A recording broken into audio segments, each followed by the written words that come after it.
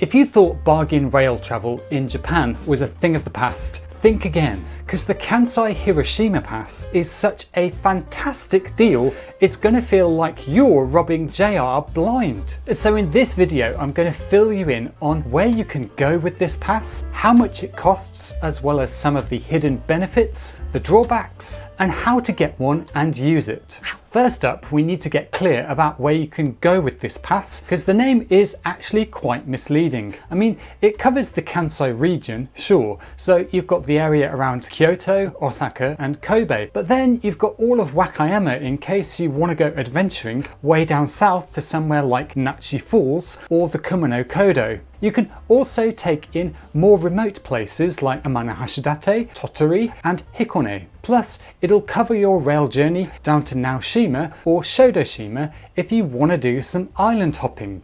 Of course, as the name suggests, this pass will get you all the way to Hiroshima, which is its biggest selling point. But you should know that it actually gets you a bit further down the coast, as far as Jurassic Park Island lookalike Miyajima and bridge survivor extraordinaire Kintai-kyo down in Iwakuni. Now that's a lot of train rides, yours for the taking. So how long can you keep using this pass? Well, you've got a maximum of 5 days validity, and those days have to be taken consecutively, which means if you start using it on the Monday, your time is up come the end of the day on Friday. You can't split the days up. There's no limit to how many of these passes you can buy though, so using 2 back to back is just fine. Right now the pass is priced at 17,000 yen, with 6 to 11-year-olds getting it for half price. Unfortunately, you can't get a green car version like with the National JR Pass, but I've got a trick for you that'll make up for that. And besides, this pass is an absolute steal, as I'll explain in just a moment. But first, which trains can you actually use? Are there any restrictions? Well, surprisingly, very few trains are off limits. All commuter trains that use the local, rapid or special rapid tags are included. A couple of private railways are thrown in, as well as the ferry to Miyajima, although you will need to pay the visitor tax yourself. You can also ride all the limited express trains that go to places like Nachi Falls, Kinosaki Onsen, Tottori and Amanahashidate. And what about the Shinkansen? Yes! That's included, even the Nozomi and Mizuho. Since the Nozomi is the most frequent of the bullet train services, this pass makes getting down to Hiroshima and back incredibly easy. You don't need to wait for the Hikari or Sakura, just like National JR Pass users. Before you get overexcited though, let's go through what this pass won't do, because let's face it, a bit of card is hardly Superman, is it? This won't get you on any kind of subway, tram or city bus in the coverage area. For those things, you'll need to pay separately, so go get yourself an Ikoka card and stick some money on it. And while you're paying attention, there's one more drawback with this pass. It only covers the Shinkansen between Hiroshima and Shinosaka. This means you can't get on and off the bullet train at Kyoto using the pass. If you want to stay in Kyoto and go down to Hiroshima on one bullet train without transferring at Shinosaka, you need to purchase a separate ticket for the Kyoto-Shinosaka section. It's the same deal with the other JR West passes. Yes, it's a pain. Yes, maybe JR should change the rules a bit, but until then, here are some ways to get around it. The first way is pretty obvious. Just don't stay in Kyoto. Get a hotel near Osaka or Shin Osaka Station. Problem solved. Alternatively, if you really want to stay in Kyoto and you don't want to pay for a separate Shinkansen ticket, do this. Just jump on a special rapid train that gets you from Kyoto to Shin Osaka in about 25 minutes. You can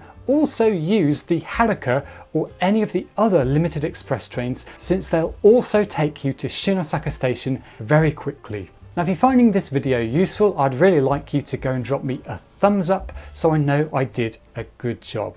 So like I said before, this pass is just about the biggest bargain on offer from JR at the moment, and to see why, let's look at a sample itinerary to see just how much money you can save. A round trip from Osaka to Hiroshima will normally set you back almost 22,000 yen for reserved seats. But since this pass costs 17,000 yen, it pays off with just this one round trip. If you really wanted to explore, you could do round trips to Amano-Hashidate, Nachi Falls, Tottori and Himeji. Now, the total cost of this itinerary would normally be 77,000 yen, so the pass would save you a huge 60,000 yen. So if you're heading to Hiroshima, it's a no-brainer to get this pass, but what isn't so simple is how seat reservations work. So let me break it down for you. If you want to make seat reservations online, you have to order the pass direct from JR West, not from travel agencies.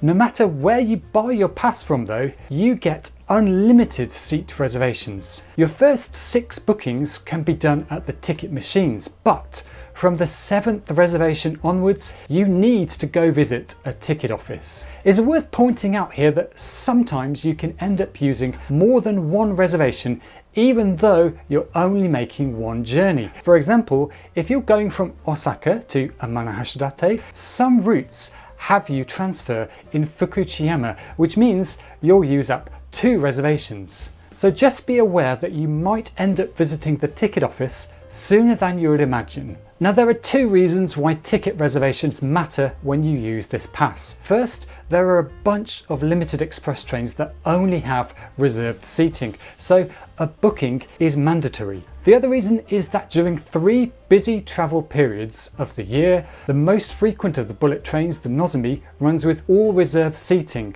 meaning you'll need bookings to ride.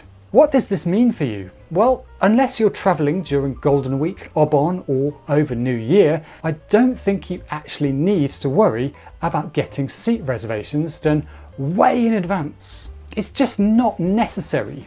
1 or 2 days beforehand is fine for the limited express trains. I've even made bookings 20 or 30 minutes before the train left, and yes, I got a seat. If you're taking the Shinkansen, there's even less to worry about as there are plenty of trains running. If you're getting on board at Shinosaka or Hiroshima, there are usually lots of seats in non-reserved cars getting freed up as lots of people get off at those stations. So I wouldn't even bother making a seat reservation for the Shinkansen, but it's up to you. Now, there is one exception with this. If you want to get a seat that's like riding in first class, that's the green car, without paying any extra, make sure you book seats on a Sakura Shinkansen. The experience is a lot like riding in the green car, and it definitely makes any ride down to Hiroshima just that little bit more luxurious, all for no added charge.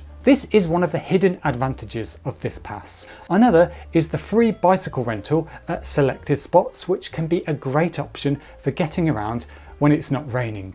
This pass also gives you access to the Hello Kitty Shinkansen, rides on the JR ferry to Miyajima, and gives you discounts and special gifts at selected attractions within the coverage area. Just check the link in the description for more details.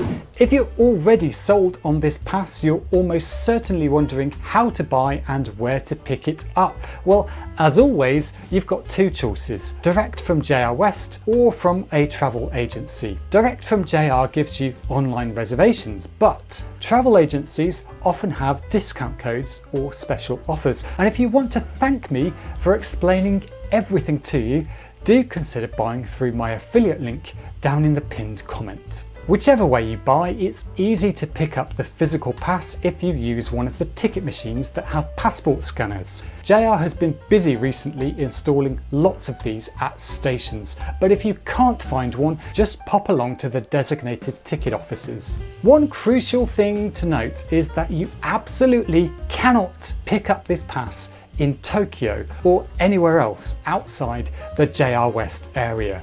You can find locations of ticket machines and offices where you can pick up at a link I put down in the description. If you're heading in from Tokyo, Shinosaka or Kyoto are probably the best places to pick up, unless of course you're flying into Kansai Airport, because yes, you can also pick up the pass there. And if you're looking for inspiration on where to go with this pass after Hiroshima, then go check out this itinerary video featuring the best hidden gems in and around Kyoto and Osaka. See ya!